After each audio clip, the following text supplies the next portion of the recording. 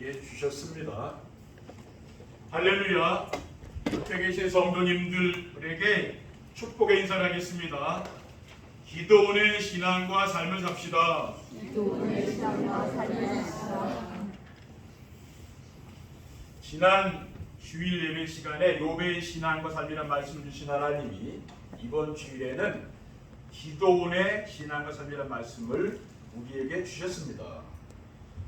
욥의 신앙과 삶은 욥은 하나님의 절대주권을 믿고 하나님의 말씀에 순종하는 삶을 살았고, 욥은 고난을 통해서 눈에 보이지 않는 하나님을 체험하였습니다. 욥은 예배의 축복을 누리고 갑절의 축복을 받았다고 했습니다. 우리가 꼭 기억해야 될 것은 하나님은 예배하는 백성에게 복을 주신다는 것을 믿으시기 바랍니다.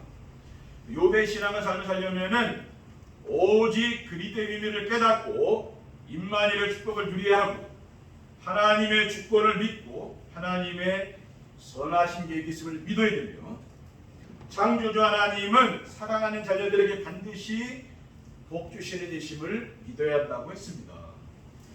욥의 신앙과 삶을 살면은 문제와 사건 속에 하나님의 계획이 발견되며 과거, 현재와 미래가 하나님의 인도를 받게 되고, 또 고난과 박해 속에 있는 하나님의 계획이 발견되어 바른 삶을 살게 된다고 했습니다. 금주엔 하나님께서 사사 기도원의 신앙을 살면서 말씀을 주셨는데, 오늘 예배 시간에 선포되는 말씀을 통해서 하나님의 거신 축복과 은혜가 넘치시기를 주님의 이름으로 축원드립니다. 기도원의 신앙과 삶은 어떤 것입니까? 기도원의 신앙과 삶은, 기도원은 여호와께서 함께하는 사람이었어요. 이 사람이 사사시대의 사사죠. 왕이 없던 시대에 하나님께서 이 사사들을 세워가지고 왕의 역할을 한 겁니다. 이스라엘 자손이 여호와께 악을 행했다 했어요. 사사기 6장 1절에 하되, 이스라엘 자손이 또 여호와의 목전에 악을 행하였으므로 여호와께서 7년 동안 그들을 미디안의 손에 넘겨주시니 미디안의 손이 이스라엘을 이긴지라. 그러니까 악을 행했다는 것은 우상 숭배한 거예요. 성경의 악이라는 것은 우상하고 관련이 되어 있습니다. 그래서 미디안의 손에 이스라엘을 7년 동안 넘겨줬더랬어요. 이스라엘 자손이 미디안으로 말미암아 산에서 웅덩이와 굴과 산성을 자기들을 위하여 만들었으며, 이스라엘이 파종할 때면 미디안과 아말렉과 동방 사람들이 치러 올라와서 진을 치고 가사에 이르도록 토지소산을 멸하여 이스라엘 가운데 먹을 것을 남겨두지 아니하며 양이나 소나 나귀도 남지 아니하였다 했습니다. 이렇게 전쟁이 있으니 얼마나 어렵습니까? 그렇죠? 먹을 것도 없고 그런 어려운 그런 시대 상황이죠. 그리고 여호와의 사자가 어느 날 이 기드온에게 나타나서 큰 용사여 여호와께서 너와 함께 계시도다라고 했어요.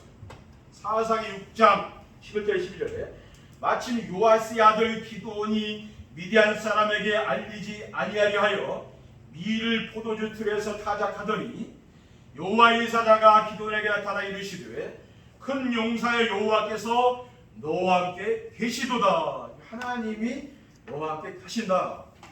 그러니까 네가 지금 미디안하고 나와서 싸우라는 말이에요. 왜? 하나님 함께한다. 이제 그겁니다. 그리고 기드온은 어떤 사람인가 하면요, 바알과의 싸움에서 승리하고 여룻바알이라는 별명을 얻었어요. 사사기 6장 28절에 보면은요, 그 성읍 사람들이 아침 일찍 일어나 본즉 바알의 제단이 파괴되었으며 그 곁에 아세라가 지켰고 새로 쌓은 제단 위에 그 둘째 숫소를 드렸는지라. 그러니까 이 바알과 아세라 신을 가나안 사람들이 섬겼잖아요. 근데 그게 이스라엘 사람들도 여호와 하나님도 섬기고 우상도 섬기고 그러는 거예요. 그 상황입니다. 이 사람이 가서 밤에 그걸 다 찍어버렸다 그랬어요. 오늘 같으면은 이게 문화재이기 때문에 그 훼손하면 안 됩니다. 네, 그건 범죄예요. 근데 이 당시에는 좀 다른 상황이, 시대 상황이 다른 거죠. 32절에 보면은 그날의 기드온을 여룻바알이라 불렀으니 이는 그가 바알의 제단을 파괴했으므로 바알이 그와 더불어 다툴 것이라 함이었더라. 그러니까 바알과 싸움을 했으니까 여룻바알이라는 그 우상과의 이 전쟁을 한 사람들. 둘째, 기드온은 300용사를 데리고 미디안과의 전쟁에서 이겼습니다. 기드온은 어떻게 300용사를 데리고 미디안과의 전쟁에 이겼습니까? 누구든지 개가 하는 것 같이 혀로 물을 핥는 자들을 따로 세우라고 했어요. 사사기 7장 5절 6절에 보면은 이에 백성을 인도해 물가에 내려가매 여호와께서 기드온에게 이르시되 하나님이 기드온에게 누구든지 개가 하는 것 같이 혀로 물을 핥는 자들을 너는 따로 세우라 그랬어요. 물가에 가서 이제 갈증 나니까 물을 먹잖아요. 이 군인들이 혀로 핥는 건 뭡니까? 적군들이 올까봐 눈치 보는 거 아니에요. 어떻게 보면 뭡니까? 겁이 많은 사람들이에요. 그런 사람, 지금 얘기하는 그 사람들을 따로 세워놓고 또 누구든지 무릎을 꿇고 마시는 자들도 그와 같이 하라 하시더니 손으로 움켜 입에 대고 핥는 자의 수는 300명. 또 그 외의 백성은 다 무릎을 꿇고 물을 마신지라. 그러니까 무릎을 꿇고 물을 마셨다는 것은 무장을 해제한 거죠. 그러니까 그 적이 오고 뭐 상관없이 평안하게 먹는 거 아니에요. 그러니까 겁쟁이들 300명을 따로 모으라 이게 하나님 이렇게 말씀한 거예요. 여호와께서 기드온에게 이르시되 내가 이 물을 핥아 먹은 300명으로 너희를 구원하여 미디안을 내 손에 넘겨주리니 남은 백성은 각각 자기의 처소로 돌아갈 것이니라고 했어요. 그러니까 300명만 남겨놓고 다 이제 돌아가라고 했어요.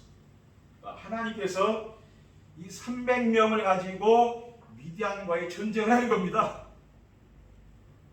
그런데 꿈에 보리떡 한 덩어리가 미디안 진영으로 굴러들어와 한 장막을 쳐서 무너뜨렸다고 그랬어요. 이게 뭐냐면은 사사기 1장 3절에 보면은 기드온이 그곳에 이른즉 어떤 사람이 그의 친구에게 꿈을 말하여 이르기를 보라 내가 한 꿈을 꾸었는데 꿈에 보리떡 한 덩어리가 미디안 진영으로 굴러들어가 한 장막에 이르러 그것을 쳐서 무너뜨려 위쪽으로 엎으니 그 장막이 쓰러지더라. 그 미디안 그 군사 진영에 이제 정탐을 간 거죠. 이 군인들이 얼마나 생각인지 엄청 많은 거예요.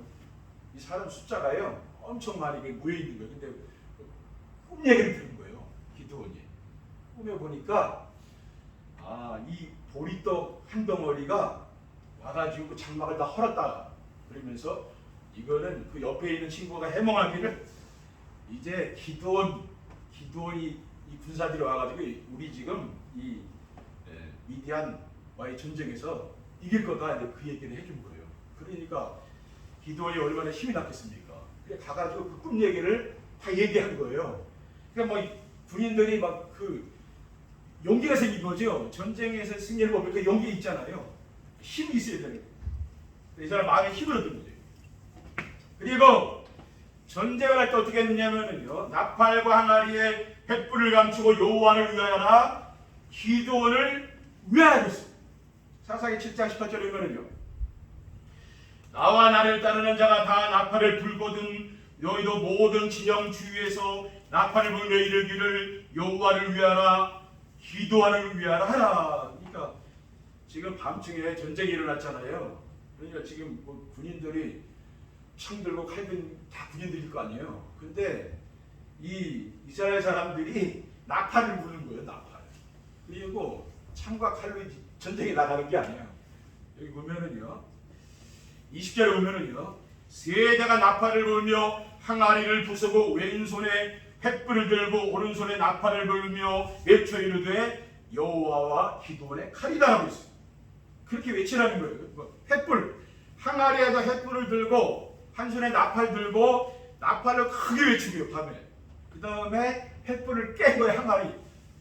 그 소리가 얼마나 크겠어요. 밤중에 작은 소리도 크잖아요. 밤에 잠잘 때. 근데 그 항아리를 깨고 횃불을 확 들었으니까 이 미디안 군인들이 너무 놀란 거죠. 그렇죠? 야, 큰 군대가 왔나 보다 하고 이거 놀란 거예요. 그러니까 이 사람들이 다 자기들끼리 싸우면서 도망가는 거예요. 지금 300명이 이게 수만의 대군을 지금 이긴 겁니다. 이게 뭐냐? 이 겁쟁이 병사들을 가지고 전쟁에서 이긴 거예요. 이게 누가 하는 겁니까? 이거는 사람이 하는 게 아니라 하나님이 하는 거죠. 그렇죠? 하나님. 우리는 이거를 봐야 됩니다. 셋째, 기드온은 이스라엘 나라를 괴롭히는 미디안 왕들을 멸하였습니다. 기드온은 어떻게 이스라엘 나라를 괴롭히는 미디안 왕들을 멸하였습니까?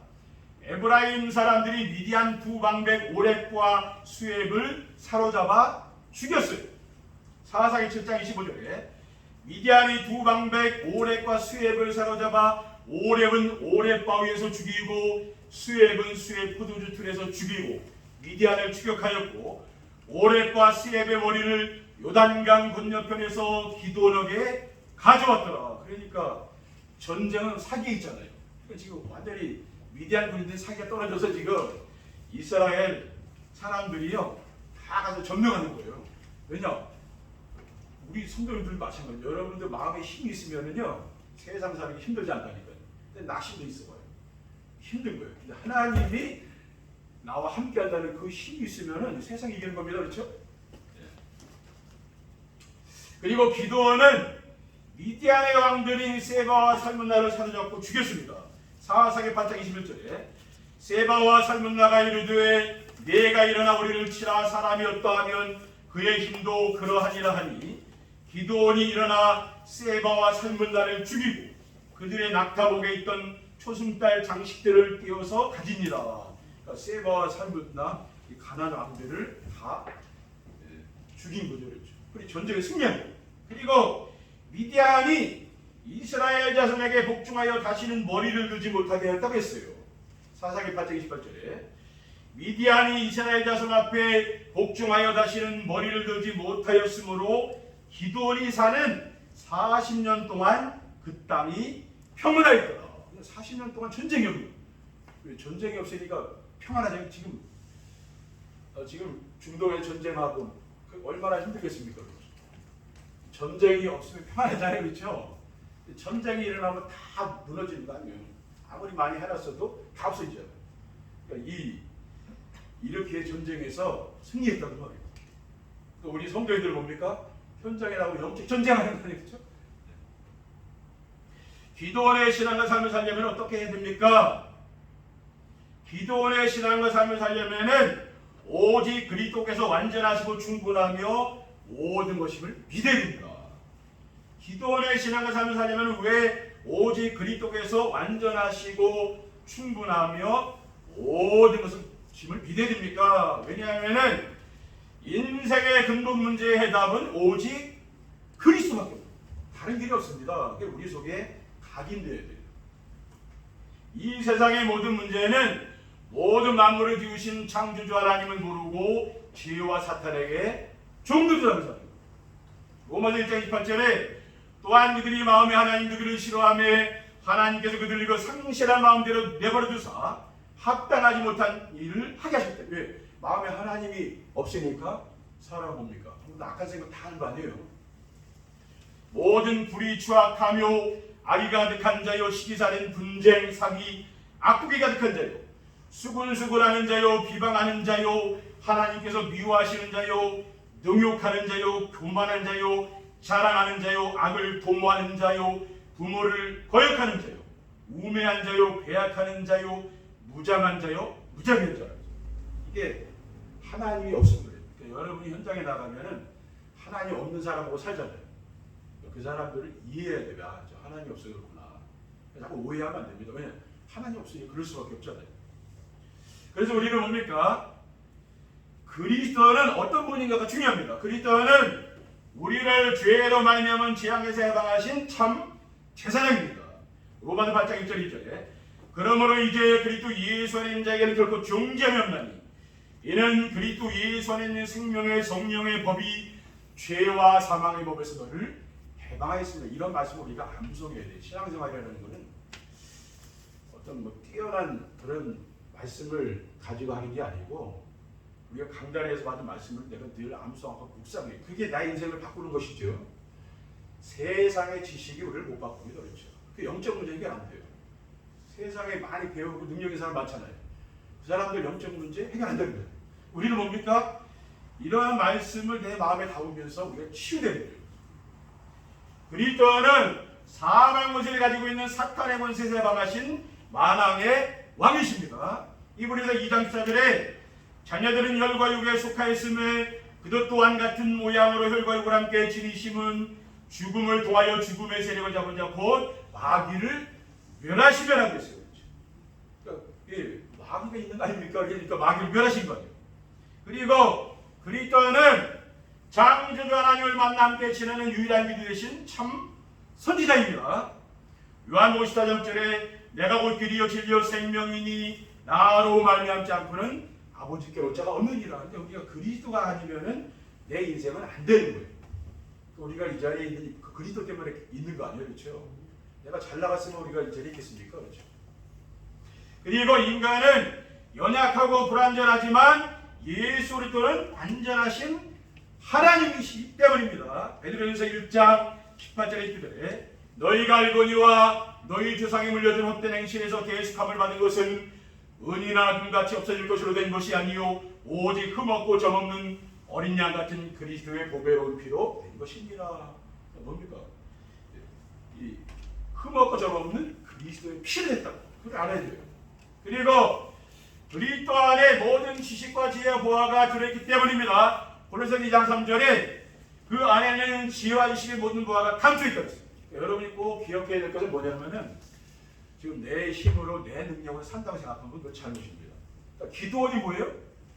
내가 전쟁에서 이기고 이 나라를 지키게 된 거는 하나님의 은혜로 하나님 능력으로 지금 되는 것이지 이게 군사력으로 되는 게 아니고 깨달은 거예요. 그러니까 우리나라도 하나님 지금 보호하고 계신 것이죠. 우리가 군사력이 지금 많아서 우리가 평안한 게 아니잖아요. 그걸 우리가 꼭 기억해야 돼요. 둘째, 가문과 지역과 국가의 우상 문화와 영적 전쟁을 선포해야 됩니다.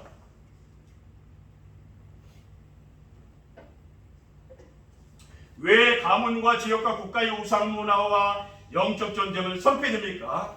우상은 인간의 생사를 주관하시는 창조주 하나님을 떠나서 다른 것을 섬기는 거예요. 하나님 말고 내가 다른 것을 섬기는 건 우상입니다. 창세기 1장 1절에 태초에 하나님이 천지를 창조하십니다. 31절에 하나님이 지으신 모든 것을 보시니 심히 좋았더라. 그러니까 하나님 세상을 지으고 세상을 보니까 너무 아름다워. 우리 세상이 그렇지 않습니까? 불신자는 그렇잖아요. 그리고 사람 보면은 사람도 얼마나 아름답게 생겼어요. 우리 다 모양 다르잖아요. 사람이 얼마나 사람이 아름답게 안 보인다. 그거는 병든 거죠, 그렇죠? 사람이 아름다운 거죠. 그런데 출애굽기 20장 4절 5절에 너를 위하여 새긴 우상을 만들지 말고 또 위로 하늘에 있는 것이나 아래로 땅에 있는 것이나 땅 아래 물 속에 있는 것에 어떤 형상도 만들지 말며 그것들에게 전하지 말며 그것들을 섬기지 말라고 했어요.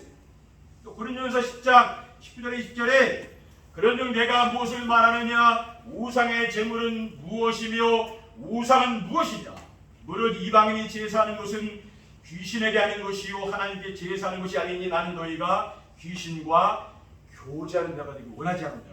오늘 예배 보니까 좀 엄청납니다. 아멘도 하시고 이렇게 하세요. 그래야 예배가 신나게 그냥 가만히 앉아 계시면은 어떻게 됩니까? 새로운 이럴 때 이렇게 오시잖아요. 그러면 아멘 이렇게 하셔야지. 이 성도님들 가만히 계시면은 새 신자들이 왔다가 이 교회가 참 분위기가 그렇다는 거 아니에요. 이렇게 아멘도 하시고 이렇게 그래야지 가만히 계시면은 저도 메시지 전하기 힘들어요. 왜냐? 가만히 계시잖아요. 네? 그리고 우상은 우리를 구원하시고 인도하시며 보호하시는 하나님보다도 사랑하고 의지하는 것입니다. 신명기 6장 4절 5절에 이스라엘아 들으라 우리 하나님 여호와는 오직 유일한 여호와이시니 너는 마음을 다하고 뜻을 다하고 힘을 다해 네 하나님 여호와를 사랑하라고 했어요. 그리고 사도 요한은 요한일서 5장 21절에 자녀들아 너희 자신을 지켜 우상에게서 멀리하라. 우리가 하나님 말고도 사랑하는 우상들 이런 걸 버려야 되는 거죠. 그리고 음란과 부정과 세욕과 악한 정욕과 탐심이니 탐심은 우상숭배라고 있습니다. 골로새서 3장 5절에 그러므로 땅에 있는 지체를 죽이라고 음란과 부정과 세욕과 악한 정욕과 탐심은 우상숭배라. 우상숭배가 이렇게 하는 겁니다. 이런 것들을 우리는 뭡니까? 자꾸 찾아서 버려야 되는 거죠.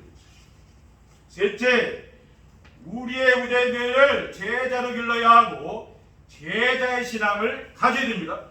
왜 우리의 후대들을 제자로 길러야 하고 제자의 신앙을 가져야 됩니까? 하늘과 땅의 모든 것을 가진 예수 그리스도께서 모든 민족을 제자로 삼으라 했습니다.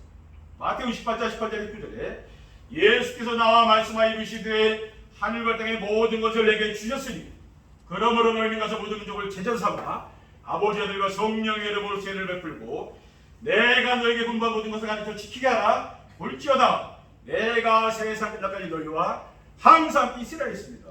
제자 삼으면은 뭡니까? 부활하신 그리스도께서 항상 함께 하겠다 했잖아요. 그리고 너는 그리스도 안에 있는 은혜 가운데서 강하고 충성된 사람들에게 부탁하라고 했습니다. 디모데후서 2장 1절 2절에 내 아들아 그러므로 너는 그리스도 예수 안에 있는 은혜 가운데서 강하라. 그러니까 우리는 뭡니까? 이 그리스도의 은혜를 늘 강해져야 돼요. 그렇죠? 우리가 세상 살다 보면은 잠깐 잃어버리고 살잖아요. 우리가 정시예배도 하고 이렇게 기도하면서 영적 생활을 해야 됩니다. 그게 내가 힘이 나죠. 그렇지 않으면 세상 사는 게 얼마나 힘들겠습니까? 그렇죠? 더웠고 요즘 습하고 힘들잖아요. 그렇죠? 또 내게 들은 말을 내가 많은 증인 앞에서 내게 들은 말을 충성된 사람들에게 부탁하라. 그들이 또 다른 사람들을 가르칠 수 있으라고 했어요.